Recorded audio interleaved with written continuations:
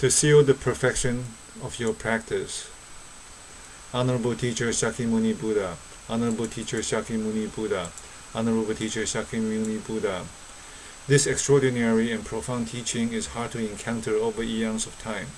Now that I found it and am beginning to practice, may I understand its true meaning as intended by the Buddha. As you recite loudly or in your mind, do not analyze anything. The recitation is to cultivate the wisdom mind. Buddhism is not focused on gathering a lot of knowledge. Knowledge is for understanding the sutra, so faith can be developed, but analysis and accumulation of a lot of information that goes down the knowledge path instead of the wisdom path. So the focus is on cultivating wisdom. Line 5, page 23. Dhammakara's attainment of Buddhahood. Ananda asked the Buddha, has the Bodhisattva Dhammakara already attained Buddhahood and then passed into Nirvana? Or has he not yet attained Buddhahood? Or is he dwelling somewhere at present? The Buddha replied to Ananda, the Bodhisattva Dhammakara has already attained Buddhahood and is now dwelling in a western Pure Land called Peace and Bliss, 100,000 kotis of lands away from here. Ananda further asked the Buddha, how much time has passed since he attained Buddhahood? The Buddha replied, since he attained Buddhahood, about 10 kalpas have passed. Line 17, he continued, in that Buddha land the earth is composed of 7 jewels, namely gold, silver, beryl, coral, amber, agate, and ruby, which have spontaneously appeared.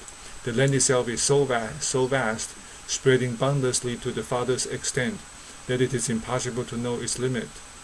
As the rays of light from those jewels intermingled and create manifold reflections, producing a dazzling illumination, those pure, superb, and exquisite adornments are unsurpassed in all the worlds of the 10 quarters. They are the finest of all gems, and are like those of the 6th heaven. In that land there are no mountains such as Mount Sumeru and the encircling adamantine mountains. Likewise, there are neither oceans nor seas, valleys nor gorges, but one can see those manifestations by the Buddha's power if one so wishes. In that land there is no hell, neither are there realms of hungry spirits and animals, nor other adverse conditions. Neither do the 4 seasons of spring, summer, autumn, and winter exist. It is always moderate and pleasant, never hot or cold. Ananda asked the Buddha, if, world-honored one, there is no Mount Sumeru in that land, what sustains the heaven of the 4 kings and the heaven of the 33 gods?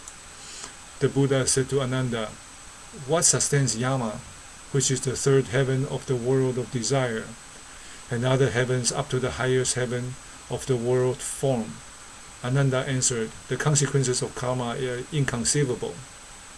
The Buddha said to Ananda, inconceivable indeed are the consequences of karma, and so are the worlds of the Buddhas. By the power of meritorious deeds, sentient beings in that land dwell on the ground of karmic reward. That is why those heavens exist without Mount Sumeru.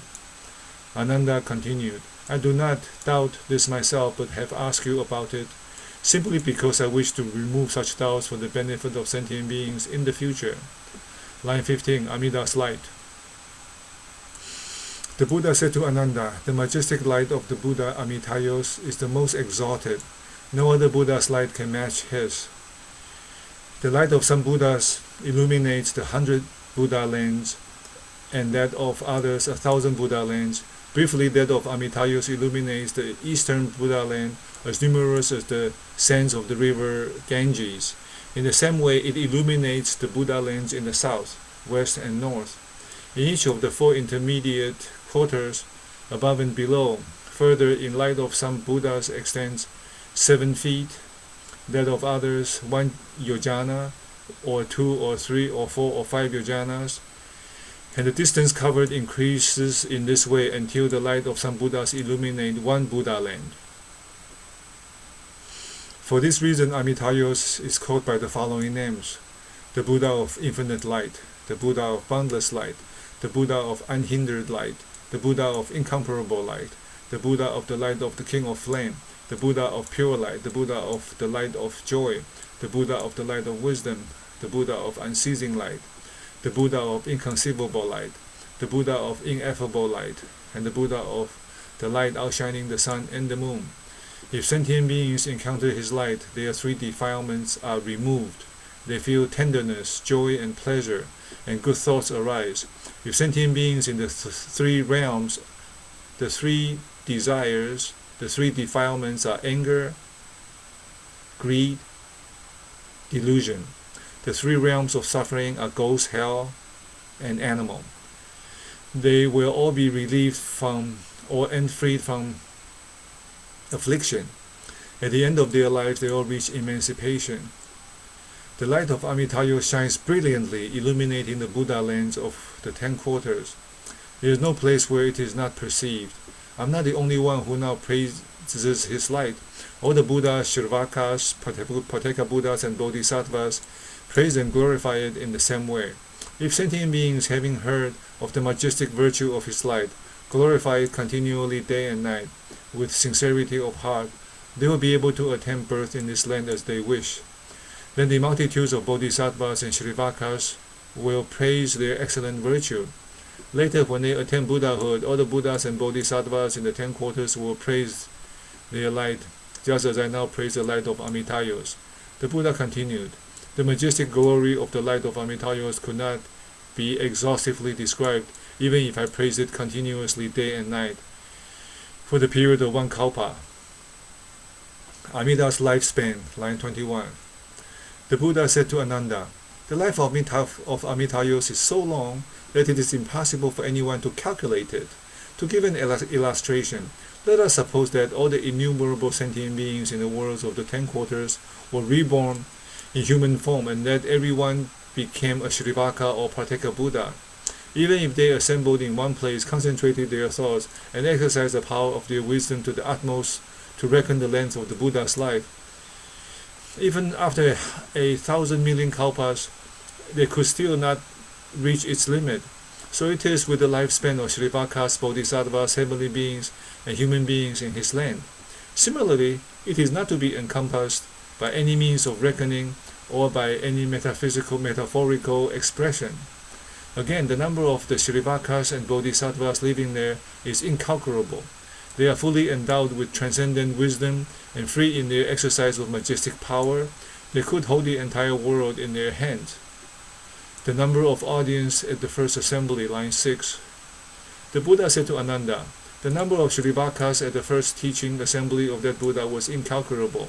So was the number of Bodhisattvas, even if an immeasurable and uncountable number of humans, multiplied by millions of kotis, should all become like Mahamaud Galadhyana, and together reckon their number during innumerable nautiyas of kalpas, or even until they attain nirvana, they could still not know that number. Let us suppose that there is a great ocean, infinitely deep and wide, and that one takes a drop of water out of it with 100th part of a split hair. How could you compare that drop of water with the rest of the ocean? Ananda replied, when the drop of water is compared with the great ocean, it is impossible, even for one skilled in astronomy or mathematics, to know the proportion, or for anyone to describe it by any rhetorical or metaphorical expressions. The Buddha said to Ananda, even if people like Mahamaud Galyana were to count for millions of kotis of kalpas, the number of Shrivakas and Bodhisattvas at the first teaching assembly who could be counted would be like a drop of water, and the number of sages yet to be counted would be like the rest of the ocean. Line 27, jewel tree. Again, 7 jewel trees completely fill that land.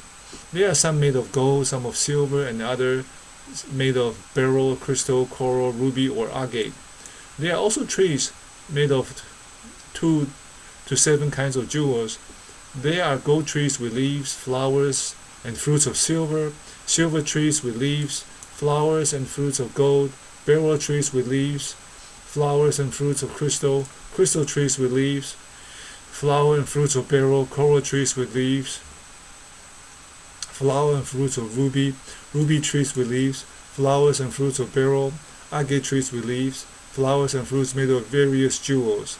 Again, there are jewel trees with purple gold roots, white silver trunks, beryl branches, crystal twigs, coral leaves, ruby flowers, and agate fruits.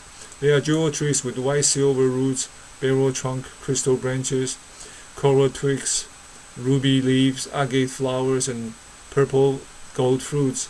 There are jewel trees with beryl fruits, crystal trunks, coral branches, ruby twigs, agate leaves, purple gold flowers, and white silver fruits. There are jewel trees with crystal roots, coral trunks, ruby branches, agate twigs, purple gold leaves, white silver flowers, and beryl fruits. There are jewel trees with coral roots, ruby trunks, agate branches, purple gold twigs, white silver leaves, beryl flowers, and crystal fruits. There are jewel trees with ruby roots, agate trunks, purple gold branches, white silver twigs, beryl leaves, coral, crystal flowers, and coral fruits.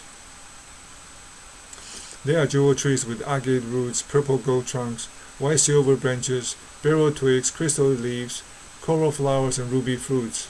These jewel trees are in parallel rows. Their trunks are evenly spaced, their branches are in level layers, their leaves are symmetrical, their flowers harmonize, and their fruits are well arranged. The brilliant colors of these trees are so luxuriant that it is impossible to see them all. When a pure breeze wafts through them, exquisite sound of the pentatonic scales, such as Kong and Shang, spontaneously arise and make symphonic music. 26. The Bodhi tree. Again, the Bodhi tree of the Buddha Amitabha is 4 million li, which is a mile or kilometer, in height and 5,000 yojanas in circumference at its base. His branches spread 200,000 miles in each of the 4 directions. It is a natural cluster of all kinds of precious stones and is adorned with the kings of jewels, namely moonlight money gems and ocean supporting whale gems. Everywhere between its twigs hang jeweled ornaments with 1,000 million different colors intermingling in various ways, and their innumerable beams shine with the utmost brilliance. The Bodhi tree itself is covered with nets of rare, excellent gems, and on it appear all kinds of ornaments in accordance with one's wishes. When a gentle breeze wafts through its branches and leaves, innumerable exquisite Dharma sounds arise, which spread far and wide, pervading all the other Buddha lands in the 10 quarters. Those who hear the sounds attain penetrating insight into dharmas and dwell in the stage of non-retrogression until they attain Buddhahood. Their senses of hearing will remain clear and sharp, and they will not suffer from any pain or sickness. Whether they hear the sounds of the Bodhi tree, see its colors, smell its perfumes, taste its flavors, perceive its lights, or conceive the Dharma in their minds, they all attain profoundly penetrating insight into dharmas and dwell in the stage of non-retrogression. Until they attain Buddhahood, their 6 sense organs will remain sharp and clear, and they will not suffer from any pain or disease. Ananda, when humans and devas of that land see the Bodhi tree, they will attain insights. First, insight into reality through hearing the sacred sounds. Second, insight into reality by being in accord with it. And third, insight into the non-arising of all dharmas. These benefits are all bestowed by the majestic power of Amitabha, the power of his primal vow, his perfectly fulfilled vow, his clear and manifest vow, his firm vow, and his accomplished vow. Line 24. The Buddha said to Ananda, a king of this world possesses 100,000 kinds of music. From the realm ruled by a wheel-turning monarch up to the 6th heaven, the sounds of the music produced in each higher realm are 10 million kotis of times superior to those of a lower one. The thousands of varieties of musical sound produced in the 6th heaven are 1,000 kotis of times inferior to one sound produced from the 7 jewel trees in the land of Amitabha. Again, in that land, there are thousands of varieties of natural music, which are all, without exception, sounds of the Dharma. They are clear and serene, full of depth and resonance, delicate and harmonious. They are the most excellent of sounds in all the worlds of the 10 quarters. Line 4. Glorious adornments. Again, the halls, monasteries, palaces, and pavilions are spontaneous apparitions, all adorned with the 7 jewels and hung with curtains of various other jewels, such as pearls and moonbright many gems. Inside and out, to the right and left, are bathing pools. Some of them are 10 yojana in length, breadth, and bredth. Some are 20 yojanas, others 30, and so on, until we come to those measuring 100,000 yojanas in length, breadth, and depth. They are brimful of water of 8 excellent qualities, clear, fragrant, and tasting like nectar. There are golden pools with beds of silver sand, silver pools with beds of golden sand, crystal pools with beds of beryl sand, beryl pools with beds of crystal sand, coral pools with beds of amber sand, amber pools with beds of coral sand, agate pools with beds of ruby sand, ruby pools with beds of agate sand, white jade pools with beds of purple gold sand, purple gold pools with beds of white jade sand. Others are composed of 2 to 7 jewels. On the banks of these pools are sandalwood trees, whose flowers and leaves hand down and diffuse perfumes everywhere. Heavenly lotuses of purple, of blue, pink, yellow, and white bloom profusely in various tints and tones, completely covering the surface of the water. If bodhisattvas and shrivakas in the land enter the jewel ponds and wish the water to rise to their ankles, it rises to their ankles. If they wish it to rise to their knees, it rises to their knees. If they wish it to rise to their waists, it rises to their waists. If they wish it to rise to their necks, it rises to their necks. If they wish it to pour it over their bodies, it spontaneously pours over their bodies. If they wish it to recede, it recedes. Its temperature is moderate, cool, or warm. According to their wishes, the water comforts the body and refreshes the mind, washing away their mental defilements, clear and pure. The water is so transparent that it seems formless. The jewel sand shines so brightly that even the depth of the water cannot prevent its brilliance from being seen. The rippling water forms meandering streams, which join and flow into each other. Their movement is peaceful and quiet, neither too fast nor too slow, and their ripples spontaneously produce innumerable wonderful sounds. One can hear whatever sound one wishes. For example, one hears the sound Buddha, some hear the sound Dharma, some Sangha, others hear tranquility, emptiness and non-self, great compassion, paramita, 10 powers, fearlessness, special qualities, supernatural powers, non-activity, neither arising nor perishing, insight into the non-arising of all dharmas, and so on, until the various sounds of the wonderful dharma, such as the sprinkling of nectar upon the head of a bodhisattva, are heard. As one hears those sounds, one attains immeasurable joy and accords with the principles of purity, absence of desires, extinction, and reality. One is in harmony with the 3 treasures, the Buddha's powers, fearlessness, and special quality, and also with the supernatural powers and other methods of practice for bodhisattvas and shrivakas. 3 treasures are the Buddha, the Dharma, and the Sangha. In the Christian world is the Christ, Bible, and the Church. Not even the names of the 3 realms of suffering are heard there, but only nirvanic sound of bliss. For this reason, that land is called peace and bliss. Line 21. Bodily appearance of the inhabitants and the pleasures they enjoy. Ananda, those born in that Buddha land are endowed with such bodies of purity and provided with various exquisite sounds, supernatural powers, and virtues. The palaces in which they dwell, their clothing, food, drink, and the wonderful flowers, and the various kinds of incense and adornments are like those naturally provided in the 6th heaven of the world of desire. And meal times, plates made of the 7 jewels, namely gold, silver, beryl, agate, ruby, coral, and amber, and also moonbright pearl, spontaneously appear, filled with food and drink of 1,000 tastes, according to one's wishes. Although the food is offered, no one actually eats it.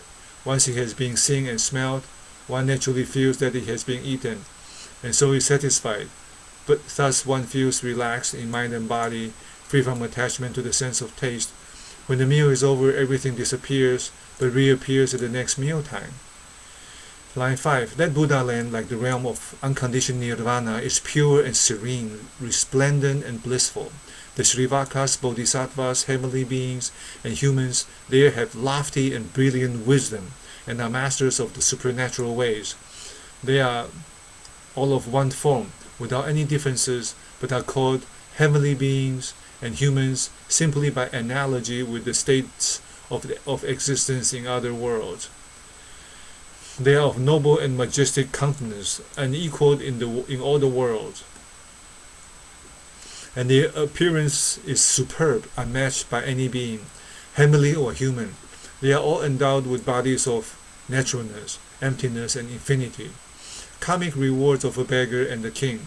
The Buddha said to Ananda, if a beggar is in extreme poverty sits by the side of a king, how can their appearance be compared? Ananda replied, if such a man sits by the side of a king, his emaciated, mean, and ragged appearance cannot be compared with the king's. His appearance is 1,000 million kotis or even incalculable times inferior to the king's. What is the reason for this? The condition of a beggar in extreme poverty, being at the lowest social level, with barely enough clothes to cover his body, scarcely enough food to sustain his life, with hunger and cold always tormenting him, and having almost lost in human contact, are all the result of his misdeeds in former lives. In the past he did not cultivate roots of virtue, but instead accumulated riches without giving anything to others. He became more miserly as his wealth increased, desired to obtain more, insatiably hankered after further acquisitions, and gave no thought to good actions. Thus he piled up a mountain of evil karma. When his life ended, all his wealth was gone, and what he had accumulated with great toil and worry was of no avail to him. All passed in vain into the possession of others. Having no stock of merit on which to depend and no virtue on which to rely, after death he fell into one of the evil realms, where he suffered pain for a long period. When his karmic retributions ended, he was able to escape, but was reborn into a lower class, being foolish, base, and inferior. He barely maintains the appearance of a human being. The king of a country is the most honored of all men. This is the reward for virtues accumulated in former lives, in which he, with a compassionate heart, gave generously to many, saved people from suffering through kindness and benevolence, performed good deeds with sincerity, and never disputed with others. When the life ended, he was rewarded by rebirth into a higher state. Born in a heavenly realm, he enjoyed bliss and happiness. He accumulated virtues, produced such a surplus of goodness that, when he was reborn as a man in his life, his birth was deservedly into a royal family. Being naturally noble, his dignified and majestic demeanor commands the respect of his people, and superb clothes and sumptuous foods are prepared and served to him as he pleases. All this is a reward for virtues from his past lives. Number 18. Comparison between heavens and the Pure Land. The Buddha said to Ananda, what you say is true. Even though a king is the noblest of all men and has regal countenance, if he is compared with a wheel-turning monarch, he will appear as base and inferior as a beggar beside the king. Likewise, however excellent and unrivaled the majestic appearance of a monarch may be, if he is compared with the Lord of the Heaven of the 33 gods, he will also appear incomparably inferior, even 10,000 kotis of times more so. Again, if this heavenly Lord is compared with the Lord of the sixth heaven, he will appear 100,000 kotis of times inferior. If the Lord of the sixth heaven is compared with a Bodhisattva or a Srivaka dwelling in the land of Amitayus, his countenance and appearance will be far from matching those of the Bodhisattva or Srivakas, being 1,000 million kotis of times or even incalculable times inferior. Line 2. Pleasures in the Pure Land. The Buddha said to Ananda, Devas and humans in the land of Amitayus are each provided with robes, food and drink, flowers, perfume, ornaments, silken canopies and banners, and are surrounded by exquisite sounds. Their abodes, palaces, and pavilions are exactly in accordance with the sizes of their bodies. 1, 2, or even innumerable jewels appear before them as soon as they wish. In addition, beautiful jeweled fabric cover the ground and all the devas and humans walk. In the Buddha land there are innumerable jewel nets, all adorned with skeins of gold thread, pearls, and 100,000 kinds of rare and marvelous treasures. All around the nets hang jeweled bells of the utmost beauty, which shine brilliantly. When the natural breeze of virtue arises and gently blows, it is moderate in temperature, neither cold nor hot, refreshing and soft to the senses, and moves neither too slowly nor too quickly. When the breeze wafts over the nets and various jewel trees, countless excellent sounds of the Dharma are heard, and 10,000 kinds of delicate fragrances of virtue are diffused. If one smells those fragrances, one's impurities and passions spontaneously cease to arise. If touched by the breeze itself, one enjoys the same pleasure as a monk who has entered the samadhi of extinction. Line 23. Flowers and innumerable rays of light emitted from them. Again, as the breeze blows, flowers are scattered throughout the Buddha land. They spontaneously divide into different colors, not mixed together. They are soft and pleasant to touch, glow brilliantly, and diffuse rich fragrances. When one's foot is placed on them, they sink down 4 inches, but when the foot is lifted, they rise to their former level. When flowers have served their purposes, the earth opens up and they vanish, leaving the ground clean and without trace of them. At the right moment, 6 times a day, the breeze wafts, scattering the flowers in this way. Moreover, page 33, line 1. Lotus flowers of various jewels fill the land. Each has 100,000 coatis of petals with lights of numerous colors. Blue lotuses glow with a blue light, white ones with a white light, and likewise dark blue, yellow, red, and purple lotuses glow with lights of their respective colors. The brilliance of these lights is so magnificent that it outshines the sun and the moon. Each flower emits 3,600,000 coatis of rays of light, each sending 4,600,000 coatis of Buddhas. The bodies of these Buddhas are purple gold, and their physical characteristics and marks are superb beyond compare.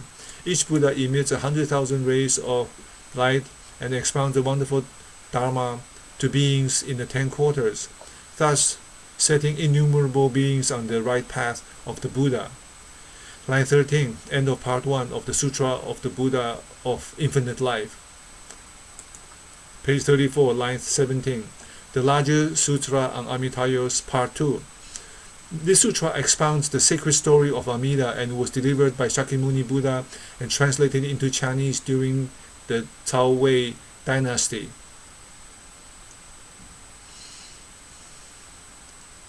Line 30. Fulfillment of the 11th, 17th, and 18th vow. Line 32. The Buddha said to Ananda, sentient beings who are born in that Buddha land all reside among those assured of nirvana. The reason is that in that land there are neither beings who are destined to adverse conditions nor those whose destinies are uncertain. All Buddhas Tathagatas in the 10 quarters, as numerous as the sands of the river Ganges, together praise the inconceivable supernal virtue of Amitayos. All sentient beings who, having heard his name, rejoice in faith, remember him even once, and sincerely transfer the merit of virtuous practice to that land, aspiring to be born there, will attain birth and dwell in the stage of non-retrogression. But excluded are those who have committed the 5 grievous offenses and abused the right Dharma. 3 grades of aspirants. 1. Higher grade. Line 16, page 35. The Buddha said to Ananda, Devas and humans in the world of the 10 quarters who sincerely aspire to be born in that land can be classified into 3 grades. The higher grades of aspirants are those who leave their homes and abandon worldly desires to become monks. Having awakened aspiration for enlightenment, they single-mindedly remember Amitayos and perform meritorious practices, aspiring to be born in his land. When they are about to die, Amitayos together with a host of sages will appear before them. Then they will follow him and attain birth in his land. At once they will be born by transformation spontaneously from within 7 jewel lotus flowers.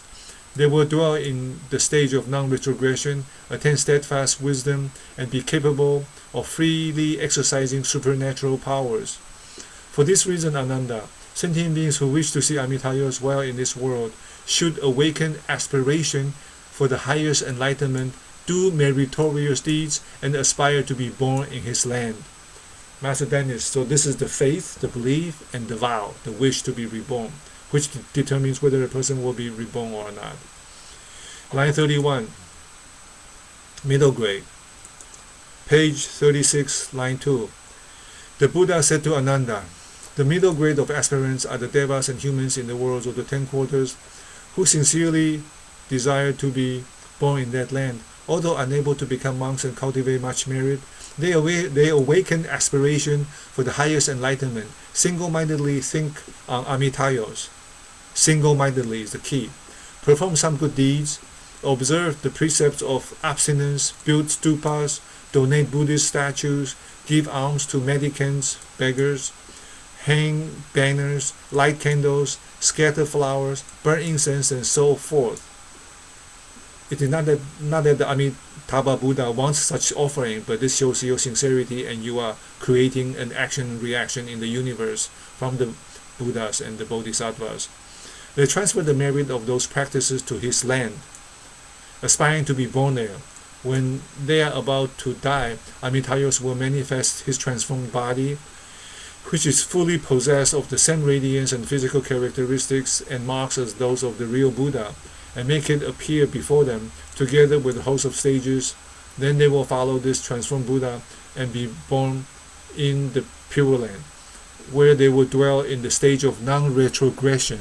Their virtue and wisdom will be next to those of the higher grade of aspirants. So the moment our consciousness gets to the Pure Land, we reach the point of non-retrogression. So we live a life, we get to the Pure Land alive, and then we live there one lifetime. So in one lifetime we become Buddhas. Line 18, lower grade. Page 36, line 21. The Buddha said to Ananda, the lower grade of aspirants are the devas and humans in the worlds of the 10 quarters who sincerely desire to be born in that land. Although unable to do many meritorious deeds, they awaken aspiration to the highest enlightenment and single-mindedly concentrate on Amitayos even 10 times, desiring birth in his land. When they hear the profound Dharma, they joyfully accept it and do not entertain any doubt, and so on. Remembering the Buddha even once, they sincerely aspire to be born in that land. When they are about to die, they will see the Buddha in a dream. Those aspirants too will be born in the Pure Land. Their merit and wisdom will be next to those of the middle grade of aspirants.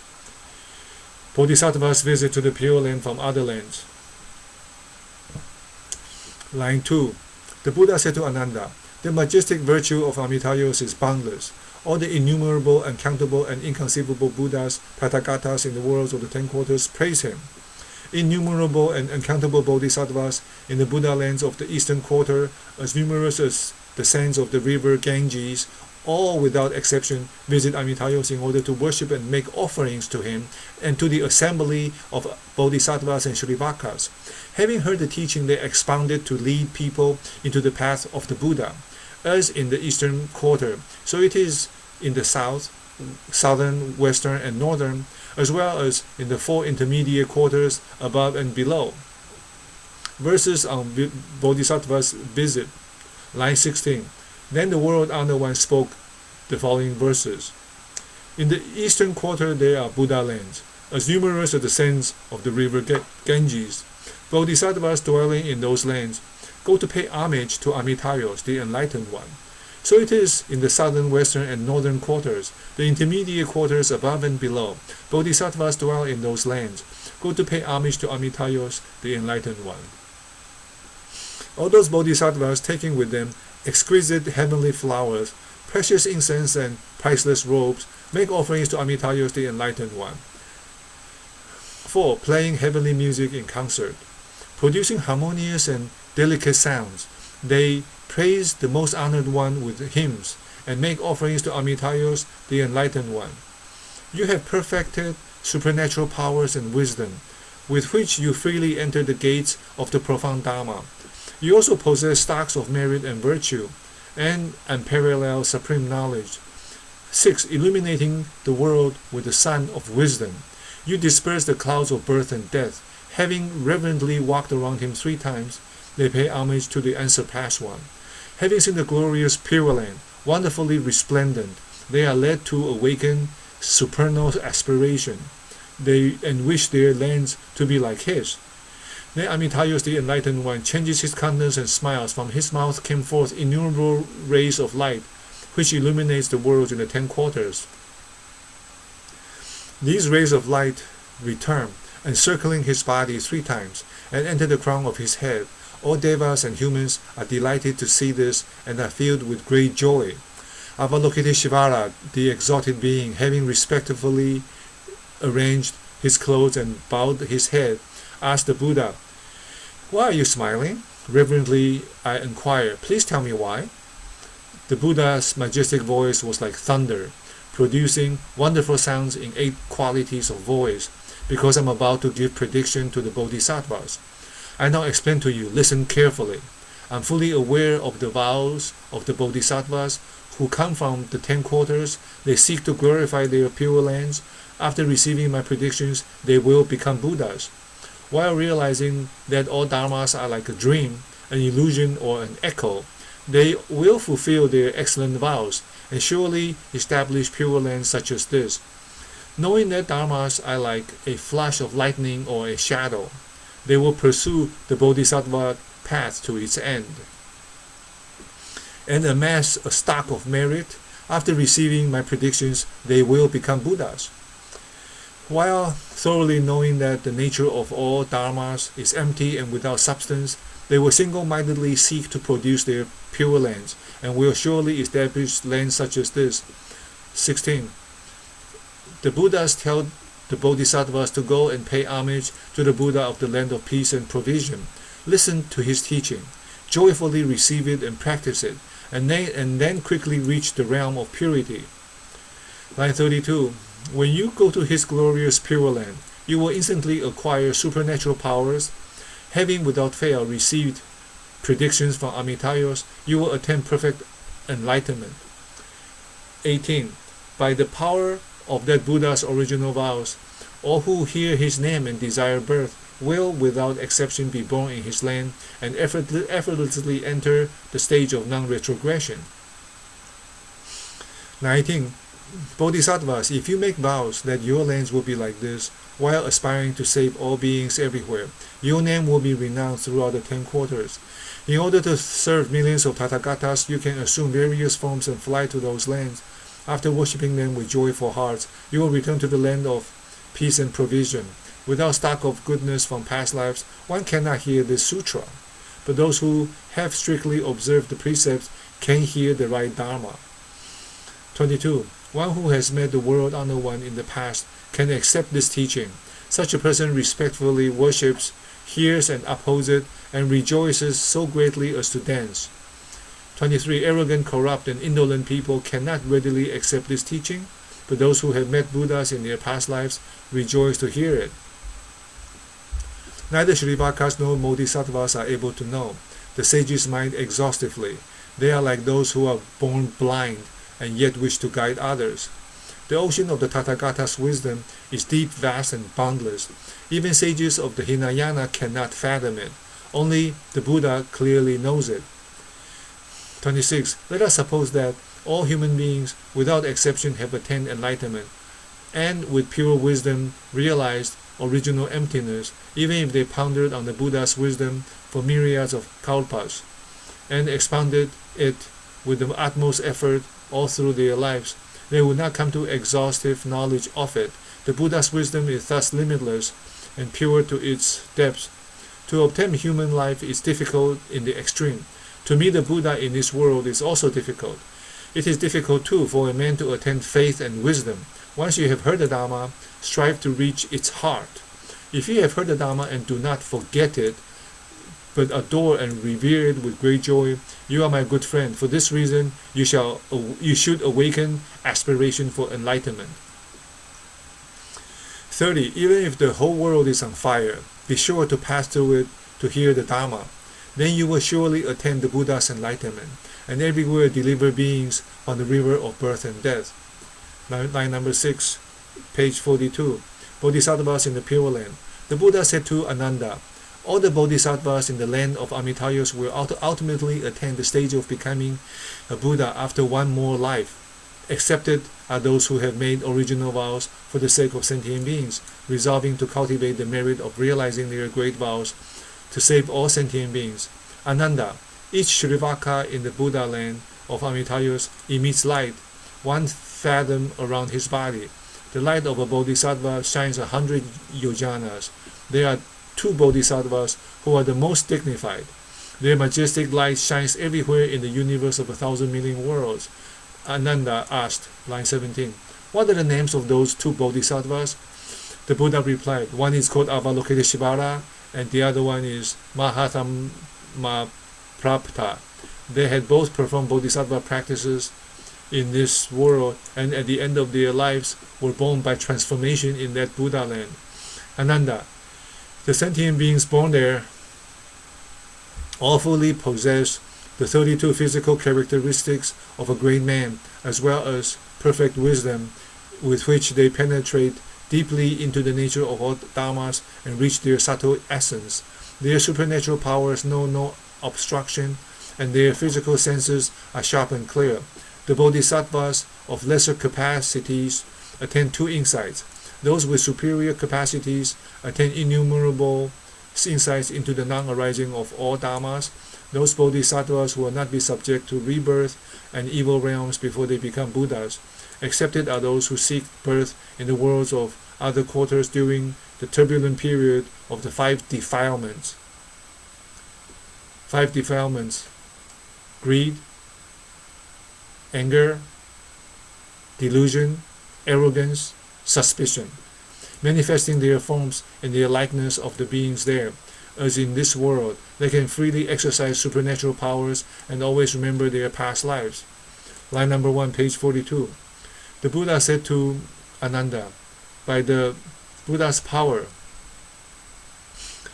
bodhisattvas of that land go to innumerable worlds of the 10 quarters in as short a time as it takes to eat a meal, in order to pay homage and make offerings to the Buddhas, the world-honored ones. If those bodhisattvas so wish, uncountable and innumerable offerings, such as flowers, incense, music, silken canopies, and banners, spontaneously appear before them as soon as they are imagined, and they are rare and marvelous, unlike anything in this world. They are accordingly offered to the assemblies of Buddhas, bodhisattvas, and Shrivakas. The flowers remain in the sky and gather into canopies. Their brilliance is dazzling, and their fragrance pervades everywhere. The flower canopies range in size, from those of 400 miles in circumference up to those large enough to cover the universe of 1,000 million worlds.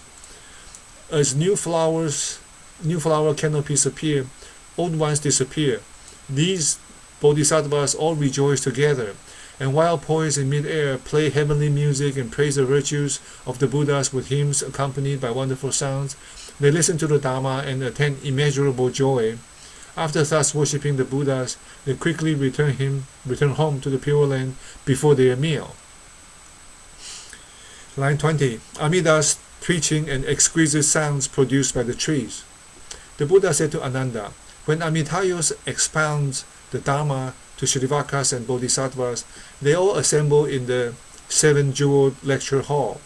There he fully expounds the teachings of the way and proclaims the wonderful Dharma. The whole audience rejoices, comprehends, and attains enlightenment. At that time, a breeze spontaneously arises in each of the 4 directions and wafts over the jeweled trees, producing sounds of pentatonic scales and causing innumerable exquisite flowers to fall like rain and scatter everywhere. Natural ways of glorification such as these are endlessly repeated. All the devas bring with them 100,000 flowers and pieces of aromatic wood and thousands of musical instruments to use as offerings to the Buddha and the assembly of Bodhisattvas and Shrivakas. They scatter flowers, diffuse perfumes everywhere, and play various kinds of music. They come and go in succession, giving way to each other. At such times, their joy and happiness are beyond description. Bodhisattvas' virtues. Page 44, line 7.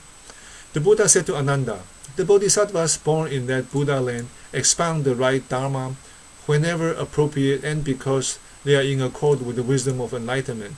Their expositions are infallible and free of error.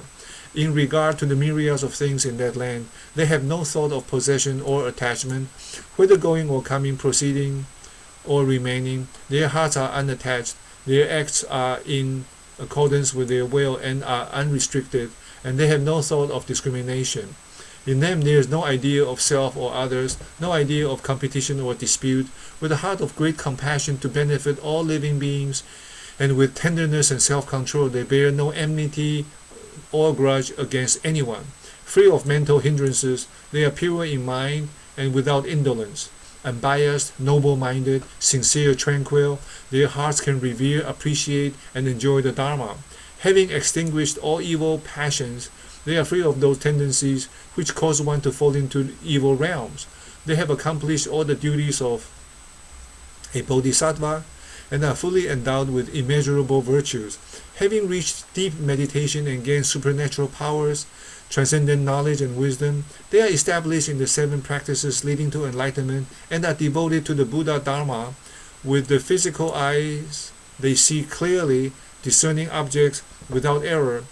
Their sight of their heavenly eye reaches everywhere without limit. With the Dharma eye, they observe and know thoroughly the teachings of the way. With the wisdom eye, they see the truth and attain the other shore.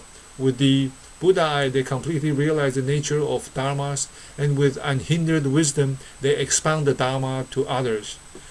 Although they observe with the eye of equality that the 3 worlds are empty and non-existent, line 1, page 45. They strive to learn the Buddha Dharma and acquire varied eloquence in order to rid living beings of affliction caused by evil passions.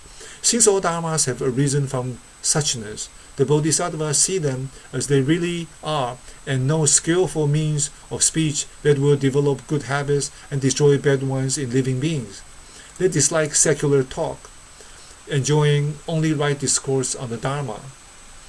They cultivate roots of virtue, revere the path of the Buddha, and know that all dharmas are completely tranquil and non-existent.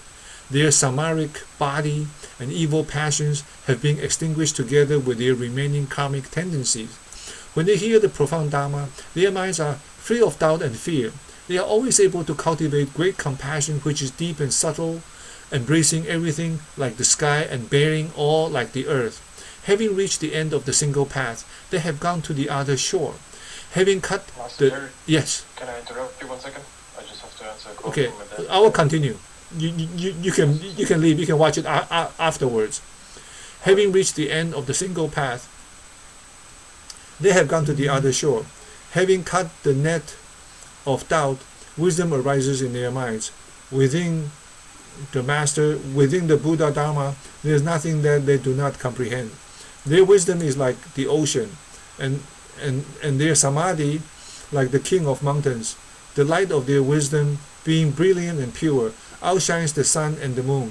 They are in complete possession of the pure, undefiled Dharma. They are like the Himalayas because the brilliance of their virtues is reflected evenly and clearly. They are like the great earth because they have no discriminative thoughts such as pure and impure, beautiful or ugly. They are like pure water because they wash away afflictions and defilements. They are like the king of fire because they burn the firewood of all evil passions. They are like a great wind because they travel throughout the worlds without hindrance. They are like the sky because they have no attachment. They are like lotuses because nothing in the world can defile them. They are like a great vehicle because they carry the multitude of beings out of birth and death. They are like a heavy cloud because they cause the great thunder of Dharma to roar and awaken the enlightened. They are like a great rain because they cause the nectar of Dharma to fall like showers to nourish living beings. They are like the adamantine mountains because demons and non-Buddhists cannot move them. They are like the king of the Brahma heaven because they are foremost in the performance of various good deeds. They are like the Nyagrodha tree because they afford shelter to all beings. They are like the Udumbara flower because they rarely appear in the world and are difficult to encounter. They are like gold-winged Garuda because they subdue non-Buddhists. They are like a flock of playful birds because they do not store things. They are like the king of bulls because they are invincible. They are like the king of elephants because they conquer adversaries. They are like the king of lions because they fear nothing. They are like the vast sky, because their great compassion reaches everywhere without discrimination. Page 46, line 12. They have destroyed envy by not being jealous of the superiority of others.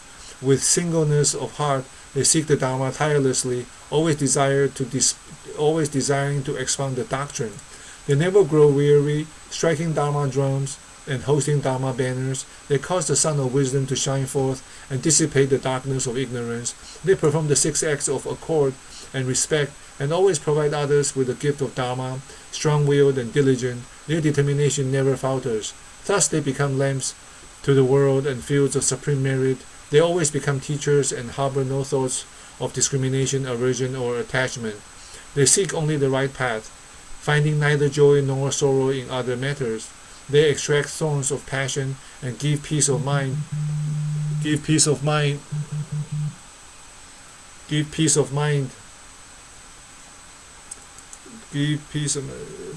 Okay, line 21, page 46.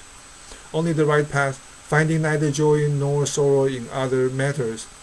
They extract thorns of passion and give peace of mind to multitudes of beings because of their supreme wisdom.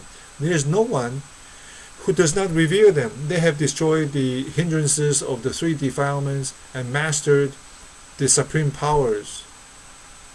They also possess the power of good karma from their past lives, the power of guiding others, of the will, of vowing, of employing skillful means, of continuous practice, of doing good, of meditation, of wisdom, of hearing the Dharma widely. They also possess the powers of the 6 paramitas: generosity, morality, patience, effort, meditation, and wisdom. These are the 6 perfections of a bodhisattva. And the power of right mindfulness, concentration, contemplation, and the supernatural faculties, transcendent knowledge, and the power to tame and train living beings in the right way, as well as other powers. Page 47, line 2. Fully possessed of the physical characteristics and marks, virtues and eloquence, they have no equals. They revere and worship innumerable Buddhas and are in turn always praised by them. They have completed the Bodhisattva's course of paramitas and practiced the samadhis of emptiness, non-form and non-desire, the samadhi of non-arising and non-ceasing, and many other samadhis. They have gone far beyond the stage of Shrivakas and Prataka Buddhas. Ananda, Bodhisattvas of that land, have innumerable virtues such as these, of which I have given you only an outline. If I were to expound them in full detail, 1,000 million kalpas would not be long enough to do so. Line 13. 3 kinds of evil passions and their consequences. The Buddha said to the Bodhisattva Maitreya and to the Devas and humans, the virtue and wisdom of Shrivakas and Bodhisattvas in the land of Amitayos is indescribable.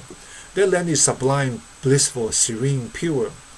Why do you not diligently practice good? Reflect on the naturalness of the way and realize that it is above all discriminations and is boundlessly pervasive. You should each make a great effort to attain it.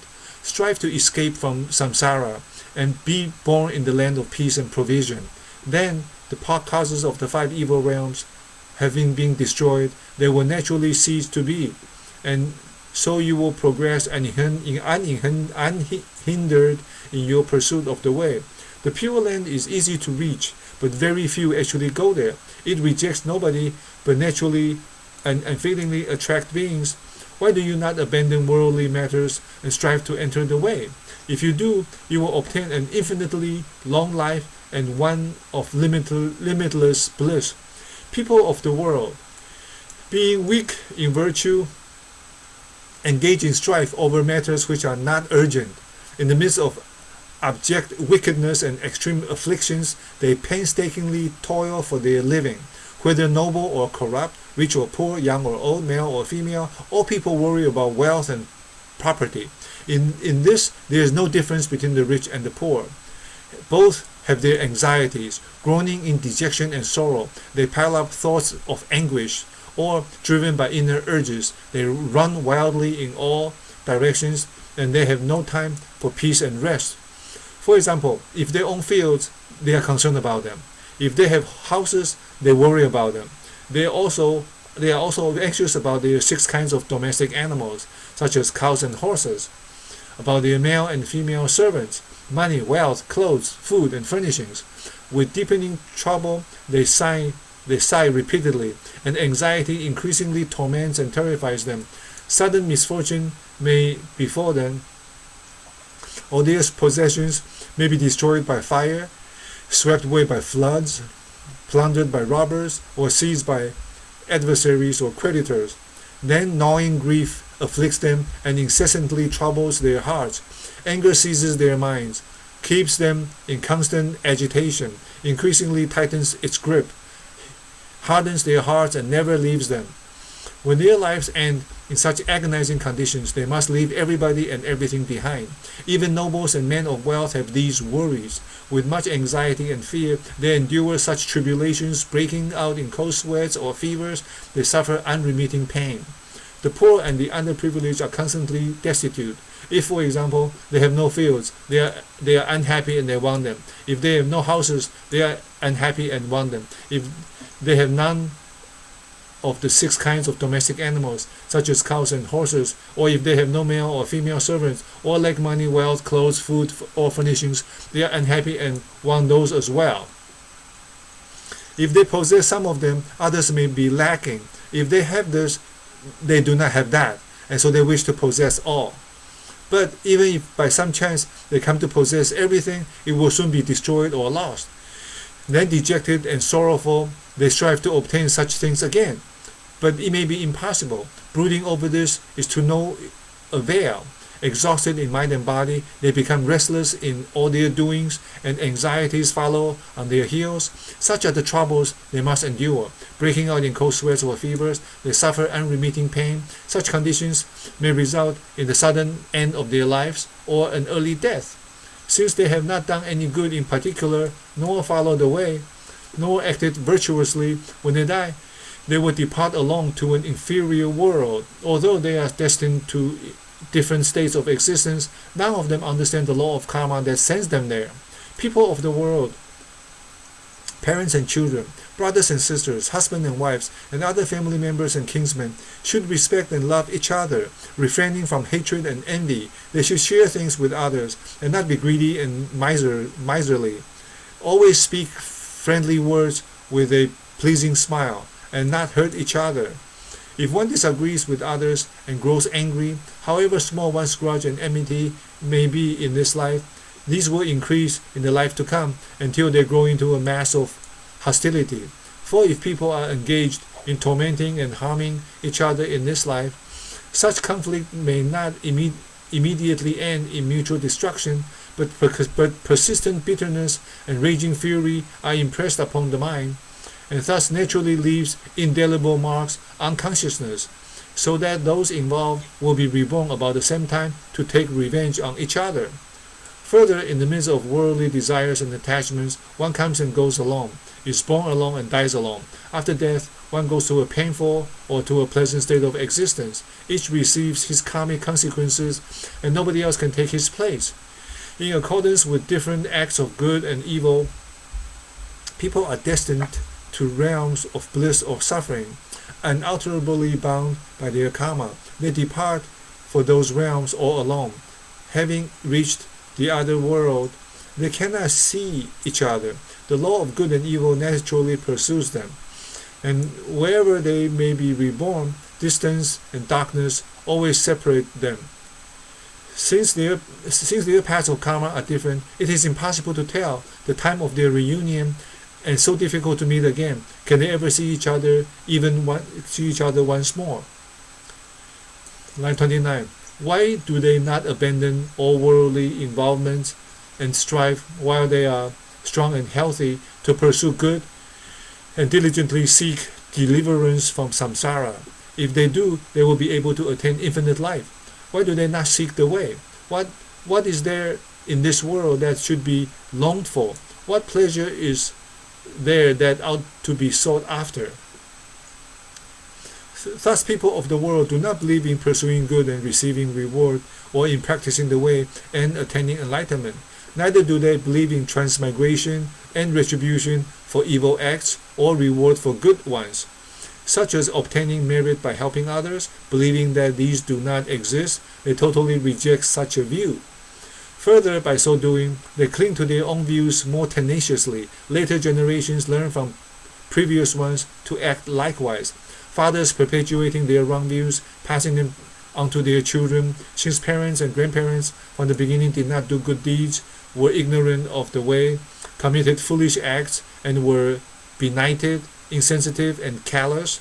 Their descendants are now unable to realize the truth of birth and death and the law of karma. There is no one to tell them about this. Nobody seeks to know the cause of fortune and misfortune, happiness and misery, although these states result from such acts. Line 16, page 50. The reality of birth and death is such that the sorrow of parting is mutually felt by all generations. A father cries over the death of his children. Children cry over the death of their father.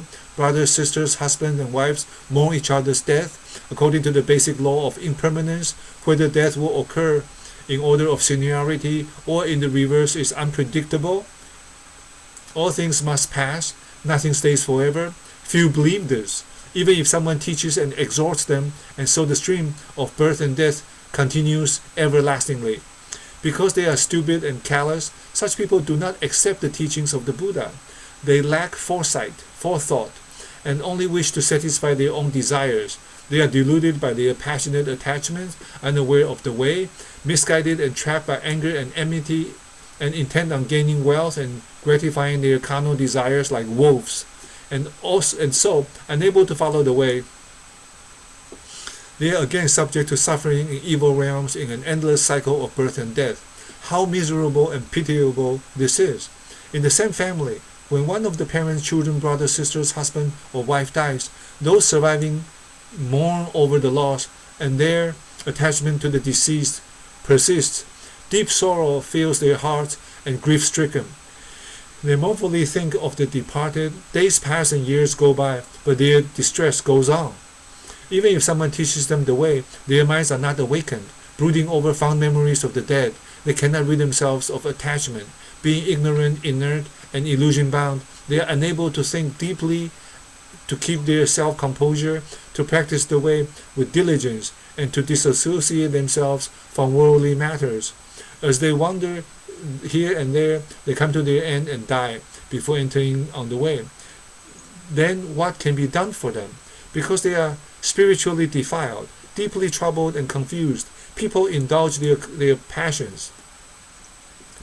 Hence, many are ignorant of the way, and few realize it.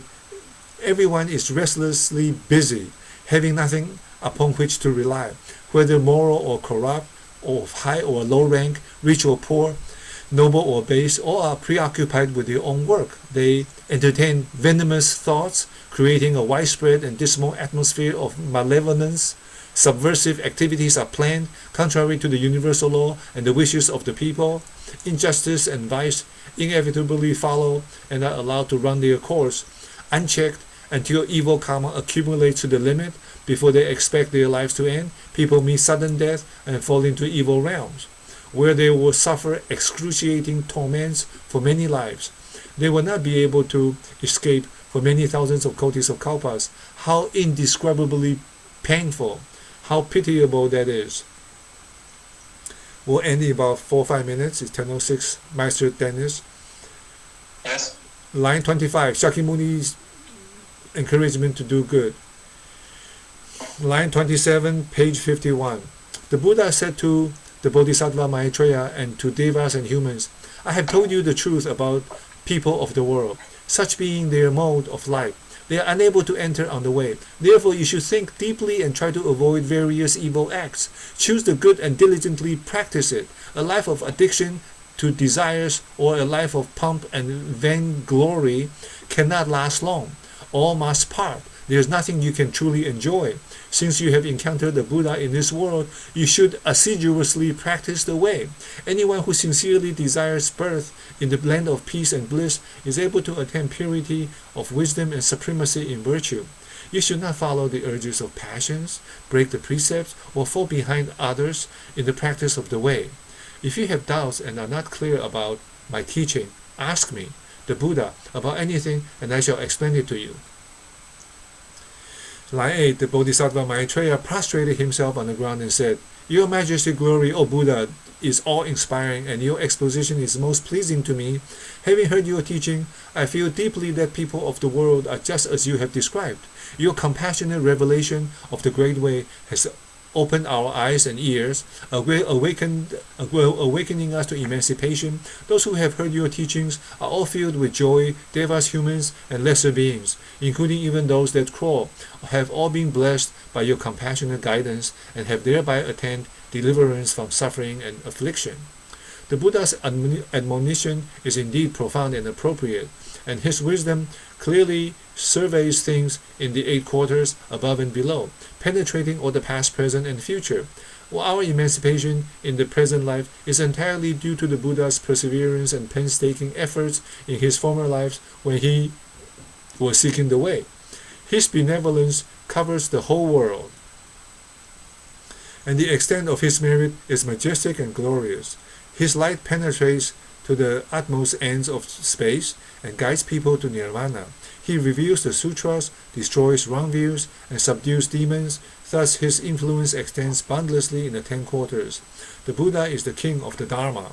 His virtue surpasses that of all the sages. He is the teacher of all devas and humans and enables them to enter the way according to their wishes.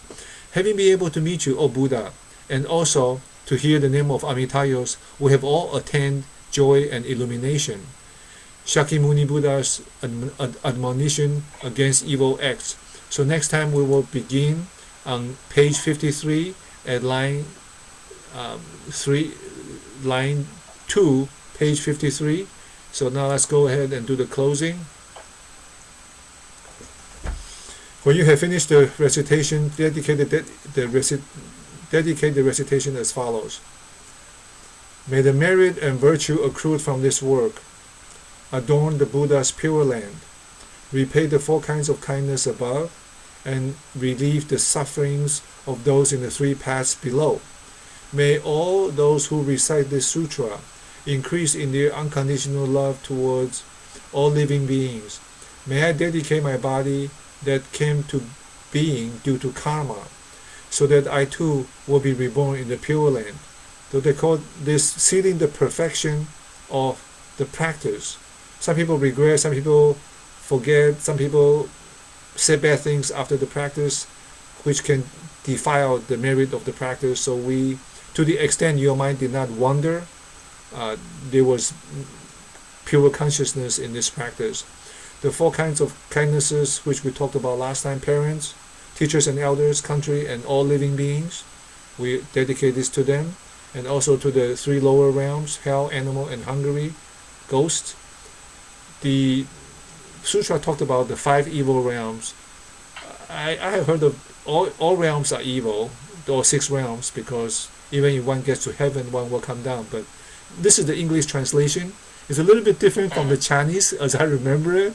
So one day when I have time, this is the first time I'm reading this sutra, first time with you. Thank you for wanting to do it. Thank you, Master. Yeah, so you have any thoughts, anything you want to share? No, not for the recording.